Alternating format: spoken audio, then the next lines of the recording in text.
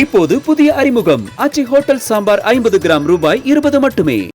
திரு செந்தில்வேல் அவர்களும் இணைந்திருக்கிறார். திரு செந்தில்வேல், இது உங்களுக்கு ஆச்சரியம் தருதா? அன்எக்ஸ்பெக்டட் லைன்ஸ் தானா உங்க முதற்கட்ட பார்வை? இல்ல, எதிர்பார்க்கப்பட்ட ஒன்று தானே. இதுல ஆச்சரியம் ஒன்றும் இல்ல. நம்ம பலமுறை தந்தியில இது குறித்து பேசியிருக்கிறோம்.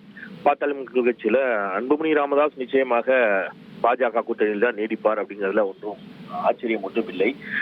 இப்போ அதனாலதான் கடந்த அவங்களுடைய ராமதாஸ் அவர்கள் நடத்திய பொதுக்குழுல RSSின் அடிமைகள் அப்படிங்கிற அளவிற்கு கடுமையான விமர்சனங்கள் வைக்கப்பட்ட பொழுதே அது நமக்கு எல்லாருக்கும் இன்னும் கொஞ்சம் அதை உறுதிப்படுத்திக் கொள்ள முடிஞ்சது.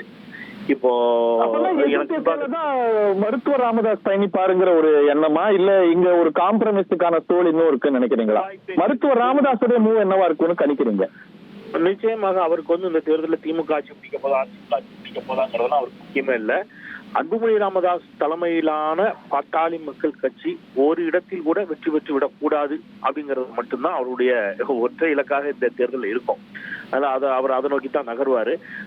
தேர்தல் பகிஷ்கரங்கிறது ஒரு தலைவரால் எடுக்க முடியுமா? இந்த ஒரு முக்கியமான தேர்தல்ல அவர் என்ன சாய்ஸ் எடுப்பாரு? இப்போ கண்டெஸ்ட் பண்ணுவாரா, இல்ல திமுக ஒரு வாய்ப்பா பயன்படுத்துவாரா? என்ன ஆப்ஷன்ஸ் இருக்கு அவருக்கு? இல்ல, நிச்சயமாக அவர் தேர்தலை புறக்கணிக்க மாட்டார். அது 100 விழுக்காட என்னால உறுதியா சொல்ல முடியும். அவரை பொறுத்தவரை நிச்சயமாக இந்த தேர்தலில் அன்புமணியை வீழ்த்துவதற்கு என்ன செய்ய வேண்டும் அப்படிங்கறத மட்டும் மிக உறுதியாக, அன்புமணியை வீழ்த்துவதற்கு என்ன செய்தால் அன்புமணியை வீழ்த்த முடியும், என்ன செய்தால் அன்புமணி இந்த தேர்தலில் தோற்கடிக்கப்படுவார்.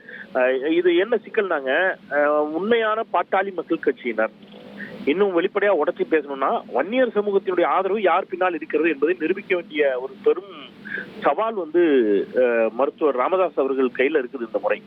அப்ப அவர் இல்ல நான் சொன்னதுதான் சரி அப்படிங்கறத நிரூபிக்க வேண்டிய கட்டாயத்துக்கு அவர் தள்ளப்படுவாரு. எனக்கு முன்பாக பேசிய சகோதரர் சொன்ன வாதம் சரிதான். நிர்வாகிகள் பெருவாரியாக யார் பின்னாடி இருக்கிறாங்கன்னா அன்புமணி அவர்கள் பின்னாடி இருக்கிறாங்கிறதா உண்மை. ஆனால் தொண்டர்கள் கிரவுண்ட்ல மருத்துவர் அவர்கள் மீது, ராமதாஸ் அவர்களின் மீது அவருடைய வயது, அவருடைய முதுமை, அவருடைய நீண்டகால உழைப்பினால் அவருக்கு இருக்கக்கூடிய மரியாதை, இது எல்லாத்தையும் தாண்டி அவருக்கு ஒரு பெரிய சிம்பத்தி உருவாயிருக்குது. இந்த சிம்பத்தி இதெல்லாம் எலெக்ஷன்ல நிர்வாகிகள் ஒருவேளை அன்புமணி பக்கம் இருக்கலாம். ஆனால் வாக்காக அது முற்று முழுவதுமாக அன்புமணிக்கு செல்லுமா அல்லது அதுல ஒரு பெரும் சேதாரம் ஏற்படுமான்னு கேட்டீங்கன்னா என்னுடைய பார்வை நிச்சயமாக பெருத்த சேதாரம் ஏற்படும். வாக்குகளாக நீங்க இப்படி எடுத்துக்கங்களேன், மொத்தமாவே பாட்டாளி மக்கள் கட்சியுடைய வாக்கு என்ன, அரௌண்ட் 5%. நீங்க அதுல 1%, 1.5%, 2% எதை டாக்டர் ராமதாஸ் பிரித்தாலும் அது யாருக்கு ஆபத்து? எப்படி பிரிப்பாருங்கிறீங்க? இப்போ ஒரு பொதுவான புரிதல் என்னன்னா, கட்சி சின்னம் இதெல்லாம் அன்புமணிக்கு வர வாய்ப்பு அதிகம் அப்படின்னு. என்ன பேனர்ல இந்த சினேரியோ நமக்கு இன்னும் தெரியாது, இருக்கு. இந்த சினேரியோ ராமதாஸ் என்ன பேனர்ல கிளம்புற முடியும்? இல்ல, தமிழ்நாடு முழுவதும் அவர் போய் சேரணுங்கிற கட்டாயம் இல்ல. அவருக்கு குறைந்தபட்சம் அன்புமணி ராமதாஸ் போட்டியிடக்கூடிய நீங்க ஒரு 25 தொகுதி கொடுப்பாங்களா அன்புமணிக்கு அதிகபட்சம்? அந்த 25 தொகுதிகள் கொடுத்தாங்க. இதே அலையன்ஸ்ல 23 வாங்கினாங்க. 23 வாங்கினாங்க. அதனால அதை வச்சுதான் நான் சொல்றேன். 25 கொடுப்பாங்களா அதிகபட்சம் வச்சுக்கங்க. 20 to 25 வச்சுக்கங்க. இந்த 20 to 25 தொகுதிகளில் செல்வாக்கற்றவராகவா போய்விட்டார் ஐயா ராமதாஸ்? அவர் தனித்தே கூட நிக்கலாமே. 20 தொகுதி 25 தொகுதியில் வேட்பாளரை போட முடியுமே. தமிழ்நாடு முழுவதும் பண்ண நினைப்பாரு. அவருடைய இலக்குங்கிறது அன்புமணியை வீழ்த்துறதா தான் இந்த தேர்தல் இருக்கும். யார் ஜெயிக்கிறதுங்கிறத தாண்டி அதே வெளிப்படையா சொல்லிட்டாரு. அவர் சேலஞ்ச் பண்ணிட்டாரு. இந்த எலெக்ஷன் அப்படிங்கிறதுங்க திமுக அதிமுக கிடையாது. இந்த எலெக்ஷன் ஒவ்வொருத்தருக்கும் ஒரு இலக்கு இருக்கு. டிடிவி தினகரனுடைய ஒற்றை இலக்கு எடப்பாடி பழனிசாமியை வீழ்த்துவது. அது அவர் சொல்றாரு. அதாவது என்ன அட்ஜஸ்ட் பண்ணாலும் எடப்பாடி பழனிசாமி அப்படி வச்சுக்கோங்க. அவர் அட்ஜஸ்ட் பண்ணிக்கிட்டா ஒருவேளை அவர் நாளைக்கே மாறலாம். அவரை அட்ஜஸ்ட் பண்ணிக்கொள்ளாத எடப்பாடி பழனிசாமி வீழ்த்துவது அவருக்கு இலக்கு. அவரை அட்ஜஸ்ட் பண்ணிக்கொள்ளாத எடப்பாடி பழனிசாமி வீழ்த்துவது ஓபிஎஸ்க்கு இலக்கு. அன்புமணி ராமதாஸை தன் பேச்சை கேட்காத அன்புமணியை வீழ்த்துவது ராமதாஸின் இலக்கு. பெரிய சிக்கல் தான். இன்னொரு விமர்சனத்துக்கு பதில் வாங்கணும்னு நினைக்கிறேன். நீங்க தொடர்ச்சியா அமித்ஷா, திமுக இந்த அலையன்ஸ் என்டிஏன்னு சொல்லி பிஜேபி கண்ட்ரோல் பண்ணுதுலாம் சொல்லும்போது, இந்த அலையன்ஸுக்கு நான் தான் பாஸ்ன்னு இன்னைக்கு காத்தால நம்ம பார்த்த காட்சிகளே சாட்சி இல்லை. இன்னைக்கு திரு எடப்பாடி பழனிசாமி அவர்களை சந்தித்து தான் அலையன்ஸ்ல சேர்றாரு. அமித்ஷாவை சந்தித்து அலையன்ஸ்ல சேர்றாரு.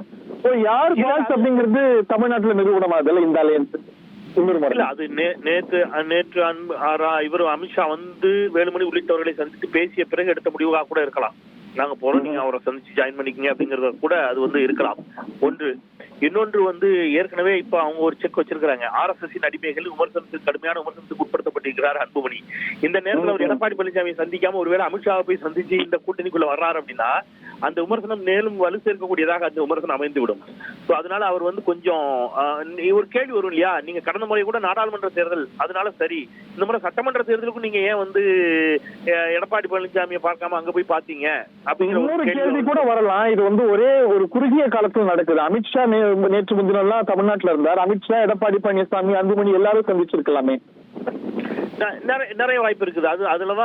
அதுலதான் வந்து பல்வேறு கேள்விகள் இருக்கிறது. இப்ப அமித்ஷாவுடைய பார்வையில் அமித்ஷா என்ன நினைப்பாரு, ஒன்றுபட்ட ஒரு பாட்டாளி மக்கள் கட்சி தன் பக்கம் வரணும்னு விரும்புவாரா, வெறும் அன்புமணி ராமதாஸ் தன் பக்கம் வரணும்னு விரும்புவாரா?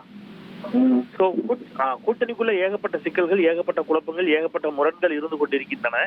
ஏதோ ஒரு இடத்துல வந்து தனக்கான இருப்பை தக்க வைத்துக் கொள்வதற்கு எல்லோரும் முயற்சியை தொடங்கி விட்டார்கள் அப்படிங்கிறது புரிகிறது. இன்னும் அடுத்தடுத்த நாட்கள் இந்த களம் இன்னும் சூடு பிடிக்கும். இப்போது புதிய அறிமுகம் ஆச்சி ஹோட்டல் சாம்பார் 50 கிராம் ரூபாய் 20 மட்டுமே.